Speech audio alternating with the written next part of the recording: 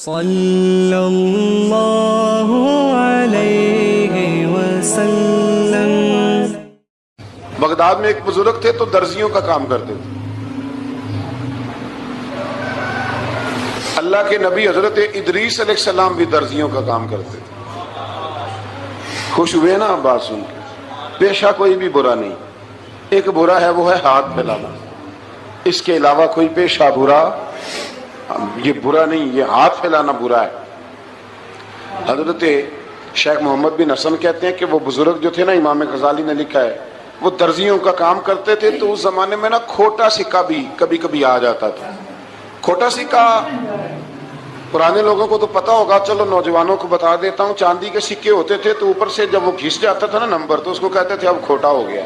کیوں جی بزرگوں ایسے ہی ہے، وہ گھس جاتا تھا تو کہتے تھے سکہ، تو وہ چلتا نہیں تھا کہیں بھی۔ تو وہ بابا جی کی دکان مشہور ہو گئی تھی کہ وہاں کھوٹے سکے بھی چل جاتے، لوگ دے آتے تھے کھوٹے سکے، بہت سارے لوگ دے دیتے، بابا جی چپ کر کے قبول کر لیتے، مشہور ہو گیا، جو بھی جاتا کھوٹے سکے دے آتا، بابا جی قبول کر لیتے۔ پھر شام کو نہ گھوڑے پہ بیٹھ کے جاتے اور دریا میں بہا۔ ایک دن کچھ بندے کھوٹے سکے لے کے آ گئے تو بابا جی ابھی مصلے پہ تھے، نماز پڑھ رہے تھے، تو بیٹے نے کپڑے دیے تو کھوٹے سکے وصول کیے۔ تو وہ کھوٹے سکے دینے والا شخص کھوٹے سکے دے رہا تھا تو وہ بچہ کہنے لگا تم نے بڑی عرصہ بیوقوف بنایا میرے ابا کو، کھوٹے سکے دے لے جاؤ۔ کہنے لگا تمہیں واقعی نہیں پتا چلتا کھوٹے ہیں؟ کہا ابا جی کا نہیں مجھے پتا، پر مجھے تو پتا ہے نا، اور میرا ابا شام کو کھول کے دیکھتا ہے تو پھر جو کھوٹے کھوٹے ہوتے ہیں انہیں دریا میں بہا کے آتا ہے، لے جاؤ اپنے۔ اتنی دیر میں بزرگ نماز سے فارغ ہوئے، کہنے لگے نہیں نہیں بیٹے رکھ لے، کھوٹے ہی رکھ لے۔ سننا بات، کہا جناب کیوں؟ فرمانے لگے میں کھوٹے اس لیے رکھ لیتا ہوں کہ لوگوں نے پیسوں میں ملا کے دوسروں کو بھی تو دینے ہیں نا، تو میں چاہتا ہوں چلو باقی لوگ نقصان سے بچ جائیں، ہمارا تو گزارا ہو ہی رہا ہے، باقی لوگ نقصان سے بچ جائیں۔ اور فرمایا پھر میں شام کو جا کے دریا میں ڈال کے آتا ہوں کہ کہیں میری اولاد بھی ان کو آگے نہ چلا دے، میں چاہتا ہوں کہ اور لوگ اس کام سے بچ جائیں۔ درویش کہتے ہیں کہ جب اس بابے کا آخری وقت آیا نا تو جو اس نے جملہ کہا میرا کلیجہ پھٹ گیا۔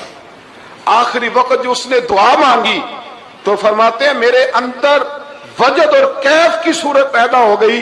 فرماتے ہیں ان بزرگوں نے اپنے آخری وقت دعا مانگی، اے اللہ میں نے ساری زندگی کھوٹے سکے قبول کیے تاکہ تیرے بندے شر سے بچ جائیں، تو یا اللہ تو بھی اس کھوٹے سکے کو قبول فرما لے۔ اللہ میں نے کھوٹے سکے قبول کیے، کھوٹے، تاکہ تیرے بندے تکلیف سے بچ جائیں، تو مالک میں بھی کھوٹا ہی ہوں، اللہ تو بھی اس کھوٹے کو قبول فرما لے۔ اور یہ دعا مانگ کے نا تو کبھی روتے کبھی ہنستے۔ لوگوں نے کہا کیا ہوا؟ کہتے ہیں لگتا ہے رب نے کھوٹا سکہ قبول فرما لیا، لگتا ہے کہ اللہ نے کھوٹا سکہ قبول۔ لوگوں کو تکلیف سے بچائیں، ہمارا وجود یارو مطلب کیا ہو جائے گا؟ 2 منٹ کے لیے سمجھ لیں کیا ہو جائے، یعنی اگر آپ بڑے غصے سے باہر آئے اور پاپڑ بیچنے والے پہ آپ نے غصہ نکال لیا سارا، میں رات کی ڈیوٹی کر کے آیا ہوں، تھکا ہوا ہوں، اور تو پاپڑ بیچنے آ گیا، تم لوگ بڑے نالائق ہو، بدتمیز ہو، آپ نے یہ سخت جملے کہہ دیے، چپ کر کے وہ آدمی معذرت کر کے گزر گیا، وہ تو سارا دن پریشان رہے گا نا کہ میری غریبی کا مذاق اڑا ہے۔ مطلب ہو کیا گیا، ہوا کیا اگر اس نے کوئی بات کر لی؟ اعلیٰ حضرت فاضل بریلوی کے خلیفہ تھے لاہور میں سید ابو البرکات شاہ صاحب رحمت اللہ تعالی علیہ۔ تو رات کو ایک شخص تراویح کے بعد حضرت سویا کرتے تھے، بہت سارے لوگ تو سو ہی نہیں پاتے رمضان کی راتوں میں، سو ہی نہیں پاتے، میں خود نہیں سو پاتا۔ اب تراویح سے اگر آپ 10:30 فارغ ہوئے تو 2 بجے اگر آپ کو دوبارہ اٹھنا ہے تو بیچ میں آپ کو کیا ملے گا؟ اگر آپ نے کچھ پڑھنا پڑھانا ہے، صبح درس دینا ہے، تو پھر تو آپ کے لیے بڑا اور یہ خاصا مشکل کام ہے، یہ خاصا مشکل کام ہے۔ آپ یقین کریں چند تفسیریں دیکھتے ہیں تو ٹائم بہت زیادہ ہو جاتا ہے، وہ پھر آگے سننے والوں پہ بھی ڈیپینڈ کرتا ہے کہ ان کے مزاج مبارک کس طرح کے۔ سید صاحب رحمۃ اللہ علیہ نا عشاء کی نماز کے بعد تراویح پڑھ کے تو کچھ عبادت کی، کچھ مطالعہ کیا، صبح درس دینا تھا، تو تھوڑی دیر کے لیے بوڑھے آدمی تھے، تھک گئے تو سو گئے۔ ایک بندہ نہ کہیں گیا ہوا تھا تو واپس آیا تو اس نے دروازے پہ دستک دی، تو سید صاحب کے بیٹے تھے، بخاری شریف کی شرح لکھی، بڑے عالم تھے، سید محمود رضوی صاحب رحمت اللہ۔ رضوی صاحب کہتے میں نے دروازہ کھولا، میں نے کہا ہاں جی بولو۔ کہنے لگا جی میں نے سید صاحب سے ملنا ہے. مفتی اعظم پاکستان تھے وہ, لاہور میں حزب الاناف ادارہ تھا, سید ابو البرکات شاہ. میں نے حضرت صاحب سے ملنا ہے. تو کہا کوئی حکم ہو تو مجھے نہیں جی میں نے انہی سے ہی ملنا ہے. یہ بھی بڑا مسئلہ ہوتا ہے, میں نے انہی سے ہی ملنا ہے. چلو ٹھیک ہے جی انہی سے مل لو. تو کہتے اتنی دیر میں نا سید صاحب بھی اٹھ کے آ گئے. محمود کون آیا؟ تو اس نے کہا حضور میں آپ کا ایک عقیدت مند ہوں, تو میں کہیں گیا ہوا تھا تو ابھی واپس آیا ہوں, تو مسئلہ نا کئی دفعہ پوچھنا کرتا ہوں تو بھول جاتا ہوں, ذرا بات کی نزاکت کو دیکھنا, بھول جاتا ہوں. تو یاد آیا تھا تو میں نے کہا چلو ابھی پوچھ آتا ہوں, گزر رہا تھا یہاں سے. میں پوچھو. کہنے لگا جی پوچھنا یہ تھا کہ جس نے فرض جماعت کے ساتھ نہ پڑھے ہوں رمضان میں, تو کیا وتر جماعت سے پڑھ سکتا ہے؟ مسئلہ پوچھنا تھا. علامہ محمود رضوی صاحب کہتے ہیں مجھے بڑا ہی غصہ آیا. میں نے کہا کہ پتہ نہیں کوئی اس وقت مشکل آ گئی ہے جو رات کو آیا ہے. کسی وقت انسان رات کو طلاق دے بیٹھتا ہے, کوئی ایسی بات ہو جاتی ہے تو عالم کے دروازے پر, یہ تو عام سا مسئلہ ہے, سویرے بھی پوچھ لیتا. اتنی تکلیف دی اس نے, کتنی بڑی اذیت ہے. اور ایسے ہوتا ہے, ہم نہیں احساس کرتے کہ یار تھوڑا سا دیکھ لیں, ماحول کو دیکھ لیں, طبیعت کو دیکھ لیں. مجھے بڑی اچھی طرح یاد ہے کہ میں نے ایک دفعہ نا ایک عالم سے مسئلہ دریافت کیا, وہ ہمارے استاد تھے, تو مجھ پہ ناراض ہوئے. میں بڑا پریشان ہوا کہ پوچھی تو میں نے دین کی بات تھی, تو استاد ہی ناراض ہو گئے. استاد واپس آیا تو یہ کہنے لگے تمہیں پتہ ہے میں شوگر کا مریض ہوں. میں بڑی تکلیف میں تھا, اور میں نے نماز کے لیے میں جلدی کیوں اٹھ کے چلا گیا تھا, میں نے ایک روٹی کھانی تھی, مجھے کچھ ہو رہا تھا. تو اب میں اگر تجھے انکار کرتا, دین کی بات تھوڑا دیکھ لیا کرو, مزاج کو سمجھ لیا کرو, تم سمجھتے نہیں, احساس ہی نہیں پیدا کرتے. وہ بڑی اس وقت چیز سمجھ میں آئی کہ کچھ چیزیں ایسی ہوتی ہیں ہر وقت انسان ایک موڈ میں نہیں ہوتا. آپ سمجھیں, بہرحال جو بات کرنا اس کو سمجھیے گا. تو وہ کہتے ہیں کہ سید صاحب نے اس کو کہا, میں بات ختم کرنے لگا ہوں, کہا کہ وہ اگر نہیں نہ پڑھے فرض جماعت کے ساتھ تو بہتر یہ ہے کہ وتر بھی جماعت سے نہ پڑھو. وہ بندہ مطمئن ہو کے چلا گیا. سید صاحب اپنے کمرے میں چلے گئے تو علامہ صاحب کہتے ہیں مجھے بڑا غصہ آیا. میں نے اس کو بلایا, میں نے کہا کہ کیا تیری جان کے مصیبت میں آئی ہوئی تھی؟ اسی وقت ہی مسئلہ پوچھنا تھا, اسی وقت ہی پوچھنا تھا, دن نہیں چڑھنا تھا, یا تجھے حضرت اسرائیل بتا گئے تھے کہ تیری آخری رات ہے؟ کہتے میں نے پورا غصہ نکالا اس کا. میں نے کہا تو بڑا ہی بیوقوف آدمی, اب بوڑھے آدمی ہیں اور بڑی مشکل سے نیند آتی ہے, آ ہی گئی تھی تو آ گیا ہے. کہتے میں غصہ کر رہا تھا تو سید صاحب آ گئے, تو آ کے مجھے ڈانٹا, چپ کر, اس طرح کسی کے ساتھ بات کرتے ہیں. پھر اس کو کہنے لگے بھائی معاف کرنا, یہ ابھی بچہ ہے, اسے پتہ نہیں. کہتے ہیں پھر مجھے کمرے میں لے گئے اور بہت بڑا ہی جملہ کہا. اگر آپ اپنا کلیجہ ٹھنڈا کرنا چاہیں نا تو اس طرح بھی کر سکتے ہیں. بہت بڑا جملہ کہا. کہنے لگے معبود مسئلہ تو میں نے بتایا, تمہیں کیا تکلیف ہوئی؟ اور پھر فرمانے لگے شکر کرو اللہ کا, اس دور میں بھی کوئی دین کی بات پوچھتا ہے. شکر کرو اللہ کا, اس دور میں بھی کوئی دین کی بات پوچھتا ہے. شکر کرو اللہ کا, کوئی دین کی بات پوچھتا ہے, ورنہ تو لوگ پوچھتے ہی نہیں. تو اگر آپ خوش کرنا چاہیں اپنے آپ, تو آپ سائیکل والے پہ غصہ کرنے کی بجائے یہ بھی تو کہہ سکتے ہیں نا شکر ہے رزق حلال کما رہا ہے, مانگ کے نہیں کھاتا, شکر ہے یہ محنت کر رہا ہے اپنی. تو آپ اپنے ذہن کو اس طرح کا بنائیں, سوچ کو اس طرح کا بنائیں. آج اس جمعے میں ہم نے ارادہ کرنا ہے کہ ہم نے آسانیاں دینے کی کوشش کرنی, ہم نے لوگوں کو تکلیف نہیں دینی, ہم نے کسی کو آزمائش میں مبتلا نہیں کرنا, ہم نے کوئی ایسا کام نہیں کرنا جس کی وجہ سے لوگ سمجھیں کہ یہ آدمی بوجھ بن گیا. کبھی بوجھ نہ بنے. یارو کتنا بدبخت ہے وہ آدمی جس کے مرنے کی لوگ دعا مانگے, اس کے مرنے کی. حضرت عبداللہ ابن مبارک کے پڑوس میں ایک یہودی رہتا تھا, یہودی تھا, یہودی. حضرت عبداللہ ابن مبارک مکان بیچنے لگے. حضرت عبداللہ ابن مبارک کا پڑوسی مکان بیچنے لگا, وہ یہودی. تو کہا کہے تو کہا کتنے کا, کہا 2000 دینار کا, 2000 دینار. تو انہوں نے کہا کہ اس گلی میں, اس محلے میں تو 1000 دینار کا مکان ہے, تو تیرا 2 کا کیوں ہے؟ کہنے لگے 1000 میرے مکان کا اور 1000 عبداللہ ابن مبارک کے پڑوسی ہونے کا, اس لیے کہ اتنا شاندار پڑوسی تمہیں کبھی نہیں ملے گا جس کی ہم نے کبھی آواز ہی نہیں سنی.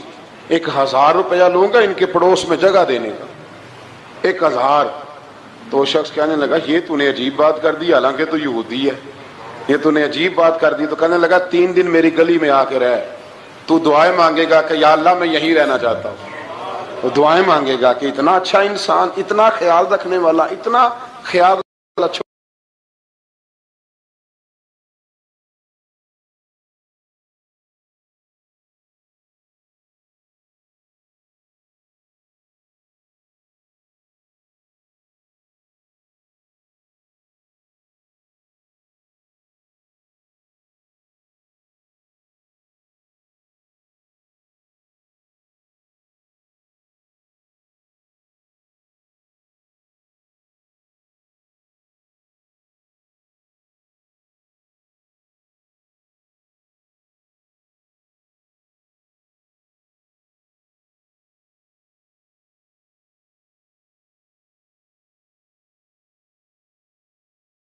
کریں، کسی سے پیار کریں. اور یارو چھوڑو مزدور بن جاتے ہیں. شیخ سعدی کہا کرتے تھے جب سے مخدوم بناؤں نا لوگوں سے خدمت کرانے لگاؤں مزہ ہی نہیں آیا. مزہ تو تب آیا ہے کبھی نانی کی خدمت، کبھی دادی کی خدمت، کبھی ابا کی خدمت، کبھی اس کی خدمت. کہتے ہیں وقت گزرا تو پھر استادوں کی خدمت، پھر اللہ نے موقع دیا تو پھر پیروں کی خدمت. اور کہتے ہیں میرا تو دل کرتا ہے میں مریدوں کی بھی خدمت ہی کروں، میرا تو دل کرتا ہے میں شاگردوں کی بھی خدمت ہی کروں. کہتے ہیں جو مزہ خدمت میں آیا ہے وہ خدمت کرانے میں یہ مزہ بھی لینے کی کوشش کریں. آج نا مخدوم بڑے ہی بن گئے ہیں، مخدوم بڑے ہی بن گئے. کس کس کی بندہ خدمت کرے؟ تو اس طرح کریں. کچھ خادم بھی تو پیدا ہونے چاہیے نا، کچھ خادم بھی پیدا ہونے چاہیے. مہمان خصوصی بڑے ہو گئے ہیں، کوشش ہونی چاہیے کچھ عام سے بھی مہمان بنے، عام سے بھی جو خاص مہمان نہ ہوں، جن کا ارادہ ہو کہ نہیں ہم نے پیار ہی بانٹنا ہے. نمبر 105 میں قرآن مجید کو بتدریج تھوڑا تھوڑا نازل کر کے نازل کرنے کی حکمت یہ بتائی گئی کہ رسول ان پر ٹھہر ٹھہر کے پڑھیں گے. ان کے لیے قرآن کو سمجھنے میں آسانی ہوگی. مشرکین مکہ اعتراض کرتے تھے کہ کبھی آپ اللہ کہتے ہیں کبھی رحمان کہتے ہیں، ہم تو رحمان کو نہیں جانتے. تو اللہ نے فرمایا رسول کہہ دیجئے کہ معبود برحق کو تم اللہ کہہ کے پکارو یا رحمان کہہ کے پکارو، تم اسے جس نام سے بھی پکارو گے سب اسی کے نام ہے، اور اسے پکارنے میں میانہ روی سے کام لو. آخری آیت میں فرمایا کہ اللہ کی نہ کوئی اولاد ہے، نہ کوئی اس کی سلطنت میں اس کا شریک ہے، نہ اسے کسی مددگار کی ضرورت ہے، اور آپ اس کی کبریائی کو بیان کرتے رہیے. آگے شروع ہو جاتی ہے سورہ کہف. اصحاب کہف کا نام تو سنا نا ماشاءاللہ آپ حضرات. پہلے اس کی فضیلت میں ایک حدیث نہ بیان کروں. نبی کریم صلی اللہ علیہ وسلم نے فرمایا، یہ مسلم شریف کی حدیث ہے، دجال آئے گا قیامت کے قریب اور بڑے لوگوں کو گمراہ کرے گا. تو حضور نے فرمایا جو سورہ کہف کی 10 آیات زبانی یاد کر لے نا وہ دجال کے فتنے سے بچ جائے گا. اللہ توفیق عطا فرمائے. اس سورہ مبارکہ کی آیت نمبر 9 سے اصحاب کہف کا ذکر شروع ہوتا ہے. اصحاب کہف جب حضرت عیسیٰ علیہ السلام کو اللہ کریم نے چوتھے آسمان پہ بلا لیا نا تو دقیانوس نام کا ایک بادشاہ ہوا بنی اسرائیل کے اندر، بڑا ظالم تھا. اس نے گمراہی پھیلا دی اور جو لوگ معاذ اللہ کفر اور شرک نہیں کرتے تھے انہیں قتل کروا دیتا. تو 7-8 نوجوان اپنا ایمان بچا کے بھاگے. او ہو اللہ اکبر. ساری دنیا مال بچا کے بھاگتی، وہ 7-8 نوجوان اپنا ایمان بچا کے بھاگے کہ یہ ہمیں کہیں کفر کی طرف نہ لوٹا دے. تو جا کے ایک غار کے اندر چلے گئے تو ایک کتا بھی ان کے ساتھ ہو گیا. انہیں کتے کو بڑے روڑے مارے کہ یہ اگر بھونکے گا آواز نکالے گا تو ہم پکڑے جائیں گے، ہم نے تو چھپنا ہے. پر اس کو نہ ولیوں سے پیار ہو گیا تھا. اس نے کہا بھگاؤ جتنا مرضی مجھے، فطرت میری ہے کہ میں بھونکتا ہوں، پر جب اللہ کے ولی ہوں تو پھر میں ادب کرتا ہوں. یہ قرآنی واقعہ ہے. اچھا یہ عین وہ واقعہ ہے قرآن مجید کا کہ جو بہت ساری چیزوں پر ویسے ہی نص ہے اور بہت ساری زبانیں ویسے ہی گنگ ہو جاتی. تو وہ 6-7 لوگ تھے، وہ چلے گئے غار کے اندر، جا کے انہوں نے پناہ لے لی. بادشاہ کو پتہ چل گیا کہ غار کے اندر ہے. اچھا اللہ کی قدرت جیسے ہی داخل ہوئے انہیں نیند آ گئی، یہ سو گئے. اور قرآن مجید کہتا ہے، قرآن مجید کے یہ لفظ ہیں کہ کتا غار کے منہ پر بازو پھیلا کے بیٹھ گیا، گویا اپنے مالکوں کی خدمت کر رہا ہے. اب میاں صاحب کی ایک بات کر لیں درمیان میں. میاں صاحب فرماتے ہیں جنہ تنا وچ عشق نہ رچیا کتے ہونا تھی چنگے، اور چلو مالک دیکھ کر راکھی کر دے صابر بھوکے ننگے. یہ دیکھو نا کہ اتنا تو ان کے اندر بھی کمال ہے. اپنے نا دونوں بازو پھیلا کے کتا بھی غار پہ بیٹھ گیا. ان کو نیند آ گئی. بادشاہ نے پتہ کرایا کہاں بھاگ کے گئے، تو کہا وہ غار کے اندر ہیں. بادشاہ کہنے لگا کہ ان کی سزا یہ ہے کہ ایک دیوار چن دو غار کے منہ میں، غار کوئی بند کر دو. جس بندے کی ڈیوٹی لگائی نا غار چننے کی، بندہ بڑا نیک تھا، اس کو دیوار بنانے کا ذمہ دیا. اس نے نا دیوار بھی بنائی اور ایک تختی پہ نا سب کے نام لکھے، اور وہ تختی ایک صندوق میں رکھ کے وہاں بند کر دی. اور اسی طرح کی ایک تختی اس کے نیچے لکھا کہ ایک تختی ان کے ناموں کی نا میں مال خزانہ میں بھی بند کر رہا ہوں. اللہ تبارک و تعالیٰ کی قدرت کے بعد مفسرین نے لکھا ہے وہ 100 سال تک سوئے رہے، اور بعض نے لکھا ہے کہ 300 سال تک سوئے رہے. 300 سال کے بعد اس طرح ہوا کہ حکومتیں بدل گئیں. بیدروس نام کا ایک بادشاہ آ گیا, وہ بڑا نیک دل تھا. اس نے ہر طرف حضرت عیسیٰ علیہ السلام کی شریعت کا پھر سے نعرہ بلند کیا. اب نا کچھ لوگ ایسے تھے جو منکر ہو گئے تھے کہ مرنے کے بعد دوبارہ کیسے اٹھیں گے. بادشاہ ایک دن اجرے میں گیا, جا کے دعا مانگی, یا اللہ کوئی ایسی بات دکھا جس سے لوگوں کا ایمان پکا ہو جائے. اس طرح کے بادشاہ ہوا کرتے تھے. تو رب کریم نے کہا میں نے تو پہلے یہ راز چھپا کے رکھا ہوا ہے, کھول دیتے ہیں. اس نے دعا مانگی اور ادھر کیا معاملہ ہوا, ایک چرواہا بکریاں چرانے والا وہاں سے گزرا. اس نے سوچا یہ دیوار ہے, اگر اس کا منہ کھول لوں نا کبھی تو میری بکریاں یہاں تھوڑا سا دھوپ کے اندر سستا لیا کریں گی. اس چرواہے نے کیا کیا کہ اس نے وہ دیوار گرائی تاکہ میری بکریاں اندر جایا کریں. وہ دیوار گرائی تو اس نے اندر 6-7 لوگ سوئے ہوئے دیکھے اور کتا بھی سویا ہوا دیکھا. اللہ تبارک و تعالیٰ اپنی قدرت سے, اپنے فضل سے ان کی کروٹیں بھی بدلتا رہا. اپنی قدرت سے ایک طرف انسان پڑا رہے نا تو اعضاء گل جاتے ہیں, ان کی کروٹیں بھی بدلی جاتی, مناسب روشنی بھی دی جاتی اور حرارت بھی. اس نے دیوار گرائی تو ان کی آنکھ کھل گئی. ایک دوسرے سے کہنے لگے آج تو بڑی گہری نیند سوئے ہیں یار, آج تو لمبی نیند ہی پوری کر لی. چلو بھوک بڑی لگی ہے, ایک دوست کو بھیجو. یہ سارا واقعہ قرآن مجید میں موجود ہے, میں اپنے لفظوں میں بیان کر رہا ہوں. جاؤ ایک دوست کو بھیجو بازار سے نا کھانا لے آئے. پیسے وہی 300 سال پرانی کرنسی. وہ جب نان بھائی کی دکان پہ گیا نا سامان لینے, اس کو پیسے دیے تو نان بھائی نے ہاتھ پکڑ لیا, کہنے لگا میاں تو کدھر سے آیا, یہ کون سے پیسے. اس نے کہا پیسے کاہے کہ میں بھی سوچ رہا ہوں کہ حالات بدلے ہیں, سارے حضرت عیسیٰ کا کلمہ پڑھ رہے ہیں, ماحول اور ہے. اس نے کہا تیرے ہاتھ کوئی خزانہ لگ گیا ہے. یہ تو ہم نام سنتے تھے کہ یہاں کوئی دقیانوس نام کا بادشاہ رہا ہے, کوئی خزانہ, بتا کہاں سے لیے. شور ہوا, حاکم شہر تک خبر پہنچی, بادشاہ تک پہنچی. اس نے بتایا کہ بھئی ہم تو دقیانوس کے ڈر سے بھاگے ہیں, کل بھاگے ہیں یا آج سویرے, اتنا زیادہ ہمیں پتہ نہیں, کل یا آج سویرے بس نا.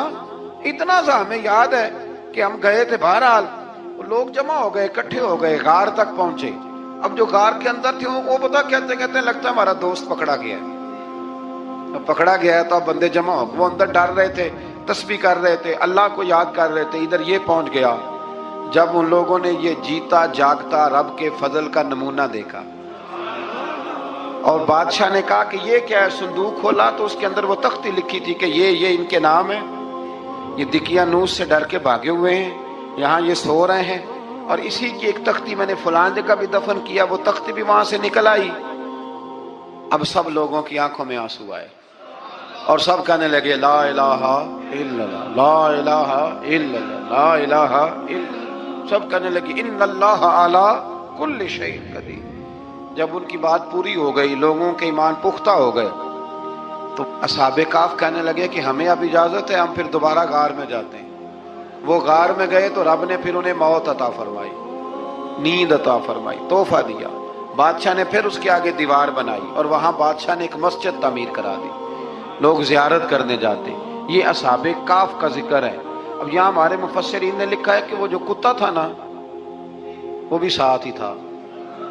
اللہ قیامت والے دن اسے انسانی, یا تو انسانی شکل ملے گی یا جیسے رب کا فضل ہوگا رب کریم اسے بھی جنت عطا فرمائے گا. اس نے تبلیغ کی, دین کی, اس نے کیا کیا, تبلیغ کی, نمازیں پڑھی, روزے رکھے, حج کیا, 10 ہوتے صحیح اس کیتا کی. اسی آخیے نا خدا کے فضل سے ہم پر ہے سایہ غوث اعظم کا, ہمیں دونوں جہاں میں ہے سہارا غوث اعظم کا. لوگ پریشان ہو جاتے ہیں, کہتے ہیں کس طرح کی بات کرتے ہو. تو میں نے کہا اصل میں تیرا عقیدہ کچا ہے. وہاں تو کتا چلا جائے ولی کے پاس تو رب اسے جنت دے دیتا ہے, تو جیگتا جاتا مومن جائے تو اللہ کیوں فضل نہیں فرماتا. اس سے آگے نا پھر آیت نمبر 32 ہے, اس میں اللہ تبارک و تعالیٰ نے 2 لوگوں کا واقعہ بیان کیا ہے. فرمایا ایک شخص کے انگوروں کے باغات تھے اور چاروں طرف سے انہیں کھجوروں کے درختوں نے گھیر رکھا تھا اور درمیان میں کھیتی بھی تھی اور بیچ میں دریا بھی بہہ رہا تھا, اور ان باغات نے بہت عمدہ فصل دی. ایک دن یہ شخص اپنے ساتھی سے کہنے لگا میرا مال اور افرادی قوت تم سے زیادہ ہے, مجھے یقین ہے کہ یہ باغ کبھی برباد نہیں ہوگا. اول تو مجھے قیامت کا یقین ہی نہیں معاذ اللہ, لیکن اگر قیامت آئی تو مجھے وہاں سے بھی بہتر مال ملے گا۔ اس کے دوسرے ساتھی نے کہا تو اپنی اصل کو بھول گیا ہے اور تو نے اپنے خالق کی ناشکری کی جو کہ وحدہ لا شریک ہے۔ اگر تم نے باغ میں داخل ہوتے وقت ماشاءاللہ لا قوت الا باللہ کہہ دیا ہوتا تو یہ تمہارے حق میں بہتر ہوتا۔ اگرچہ مال اور اولاد میں تم سے کم ہوں، لیکن میرا ایمان یہ ہے کہ اللہ تعالیٰ مجھے اس سے بہتر نعمت عطا کرے گا، اور آسمان سے کوئی آفت آئی اور تمہارا باغ تباہ و برباد ہو جائے گا، یا اگر اس کا پانی زمین میں دھس گیا تو پھر تم اسے تلاش نہ کر پاؤ گے، بالآخر اس شخص کا باغ برباد ہو گیا۔ وہ جو کہتا تھا نا مجھے یقین نہیں قیامت نہیں آئے گی، اس کا باغ ہی، اور وہ کف افسوس ملتے ہوئے کہنے لگا کاش میں نے شرک نہ کیا ہوتا، لیکن پھر اس کا کوئی نہ مددگار تھا اور نہ حمایتی۔ آیت نمبر 45 میں اللہ تعالیٰ نے دنیا کی زندگی کی ناپائیداری کو ایک مثال سے بیان فرمایا کہ آسمان سے بارش نازل ہوئی، گھنا سبزہ نکلا، پھر وہ سوکھ کر چورا چورا ہو گیا، جسے ہوا اڑا کے لے گئی۔ مال اور بیٹے تو محض جیتی دنیا کا سنگار ہے، جب تک تم زندہ ہو تب تک مال بھی ہیں اور بیٹے بھی ہیں۔ والباقیات الصالحات، اگر کچھ ہے باقی رہے گی تو تمہارے اچھے اعمال باقی رہیں گے، اور اگر اولاد نیک ہوئی تو وہ بھی باقیات الصالحات میں شامل ہو جائے گی۔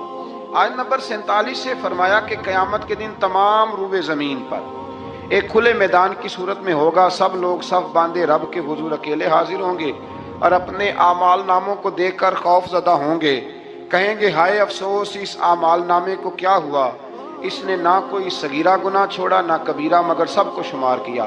آیت نمبر 50 میں حضرت آدم علیہ السلام کو فرشتوں کے سجدہ، ابلیس کی نافرمانی اور شیطان اور اس کی ذریت کے انسان کے دشمن ہونے کا بیان ہے۔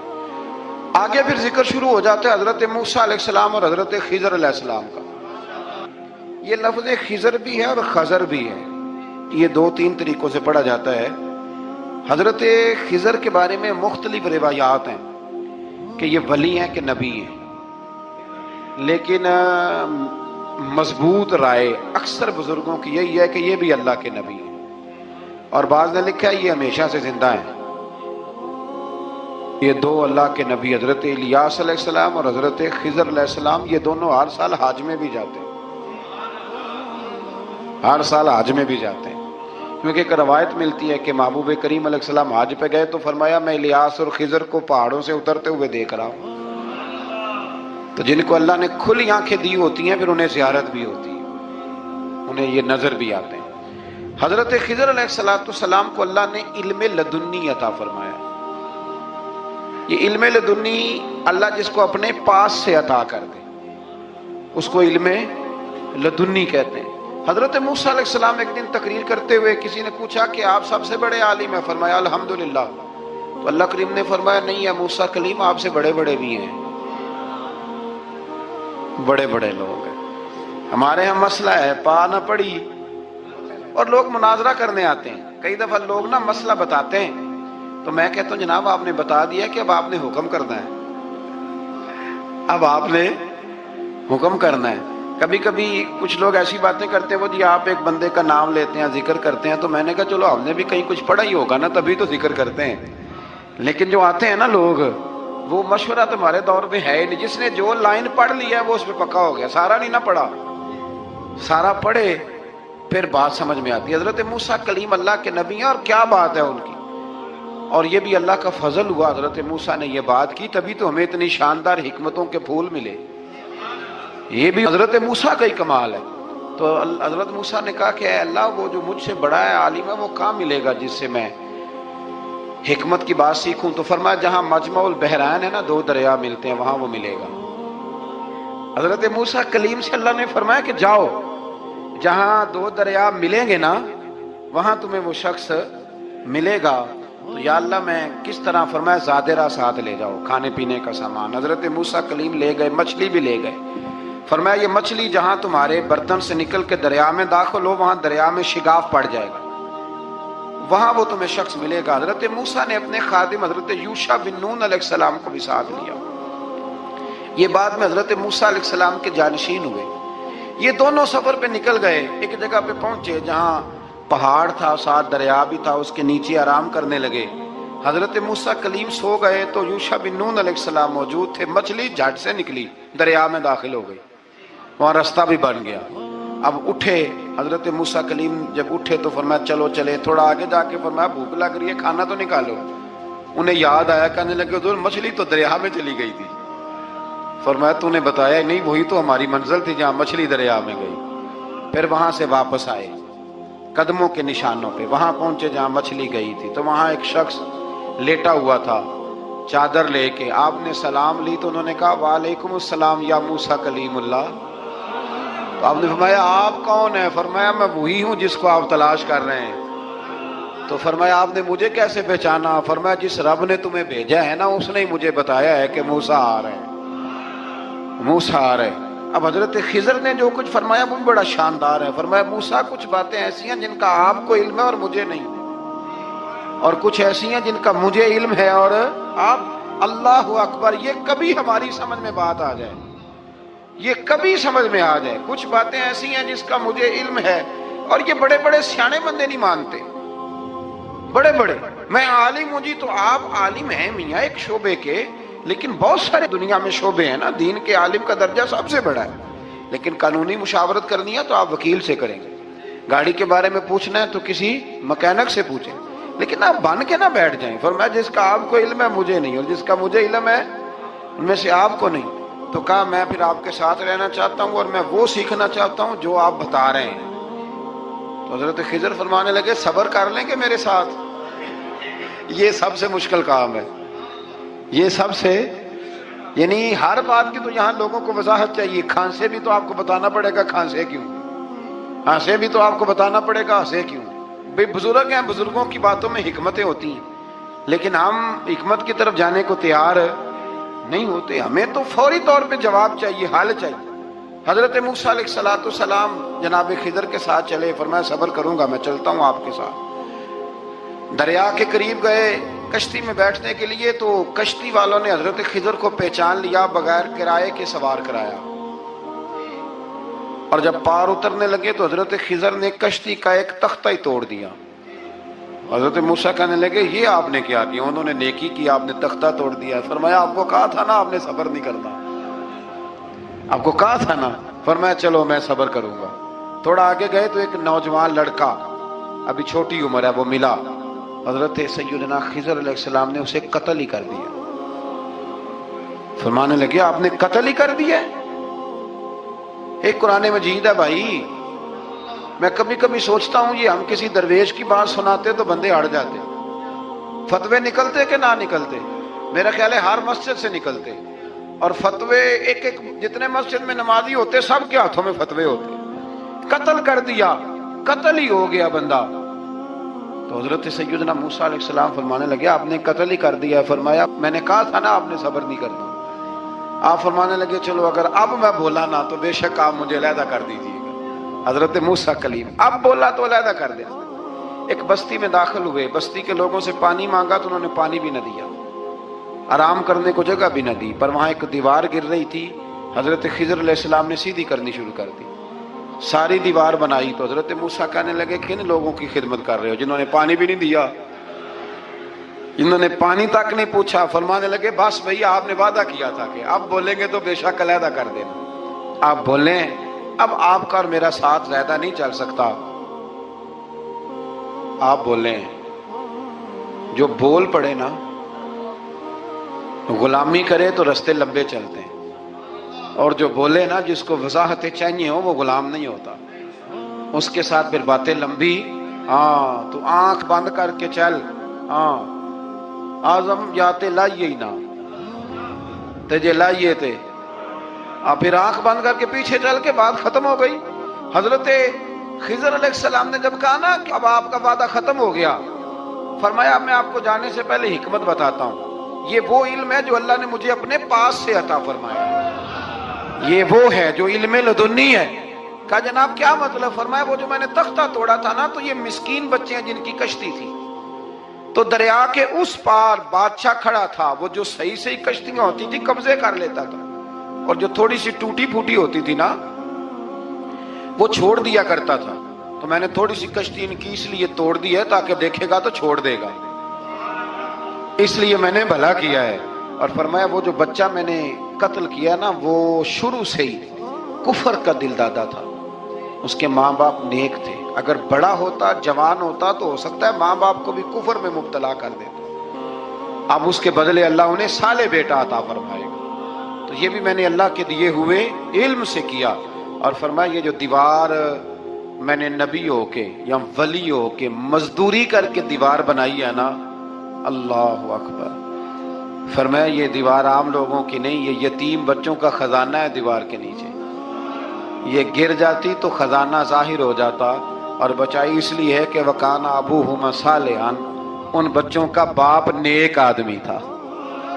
ان کا باپ، قاضی ثناء اللہ صاحب پانی پتی فرماتے ہیں ڈائریکٹ باپ نہیں تھا، 7ویں نسل میں جا کے باپ بنتا تھا. سن لیں یہ بھی بات، ایک بندہ نیک ہو تو اس کی 7 نسلوں تک رب خزانوں کی بھی حفاظت فرماتا ہے. اب آپ اندازہ فرمائیں کہ بات کتنی دور تک جاتی ہے. بزرگوں کی باتوں میں نا حکمتیں ہوتی ہیں، دانائیاں ہوتی ہیں. یہ طریقت کے جو لوگ ہوتے ہیں انہیں سبق یہ دیا جاتا ہے کہ آمنا وصدقنا، ماننا ہے اور تصدیق کرنی. ہمارا معاملہ یہ ہے کہ یہاں وضاحت دینی پڑتی. وہ جی وہاں کیا ہوا تھا، وہ جو گاڑی آپ کے پاس ہے تو وہ کہاں سے آئی، تو وہ جو کل آپ نیا جوڑا پہن کے آئے تھے تو وہ کدھر سے آیا. تو جو لوگ وضاحتیں مانگتے ہیں وہ اپنے نہیں ہوتے، ان کا غلامی کا رشتہ نہیں ہوتا.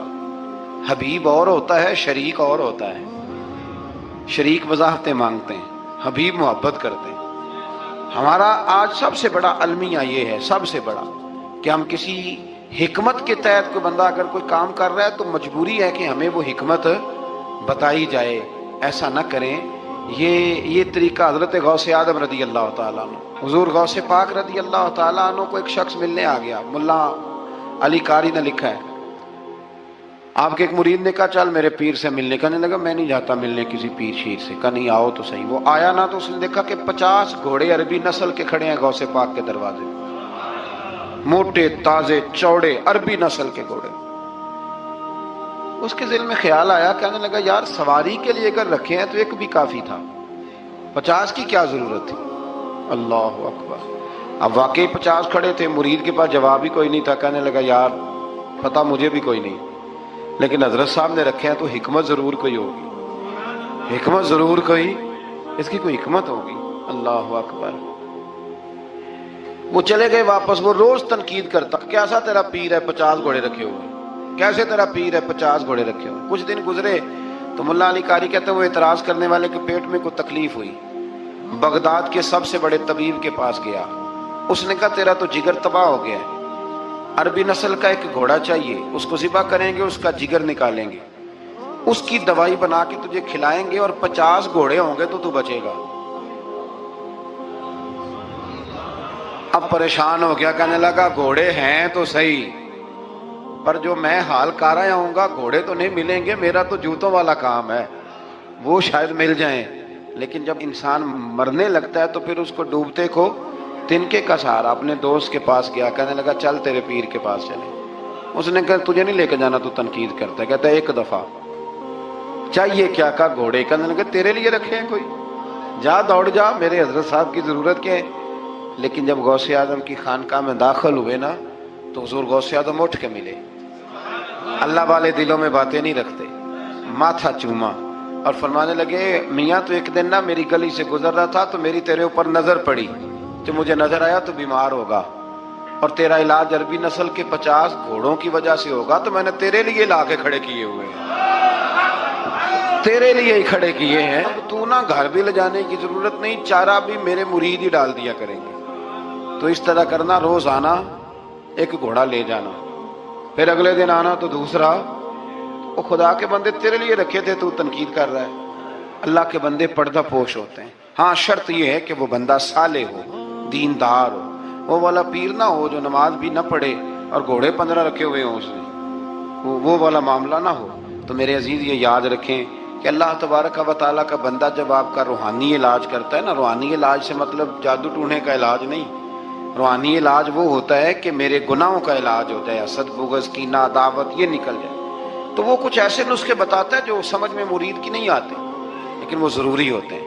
انہی نسخوں کو استعمال کرنے سے انسان کا فائدہ ہوتا ہے. جی کرنے والے لوگ ہمیشہ کامیاب رہتے ہیں، وہ ماں باپ کے آگے کریں، استاد کے آگے کریں، شیخ کے آگے کریں، اور جن کو وضاحتوں کی ضرورت ہوتی ہے، ہاں ایک شرعی بات ضرور ہے، وہ ضرور سن لیں۔ اگر آپ کو کہیں کچھ شرعی قباحت نظر آئے جو قرآن و سنت سے ٹکراتی ہو تو وہ آپ پر فرض ہے، آپ اپنے مرشد سے پوچھیں۔ کتنی بڑی بات کر رہا ہوں، یعنی جو چیز قرآن و سنت سے ٹکرا رہی ہو اس کی وضاحت طلب کرنا ضروری ہوتا ہے، اور جو دین سے نہ ٹکرائے اس پر آپ وضاحتیں پوچھتے ہیں تو پھر اس کا مطلب ہے کہ آپ علاج کرانے میں سنجیدہ نہیں ہیں۔ اللہ تعالیٰ قرآن مجید کو سمجھنے کی توفیق۔ نہ چھڈنا چھڈ یار دا بوہا ہو جاویں گی روگی جیڑی بکری جڑوں وچڑی تے او بگیاڑا جوگی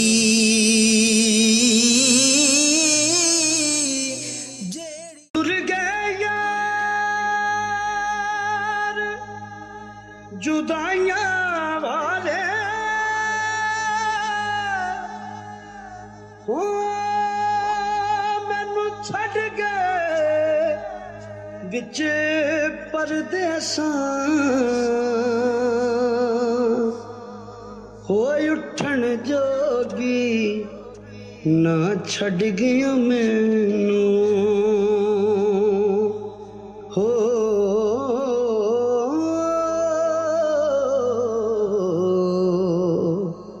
بیٹھی ہنجواں ہار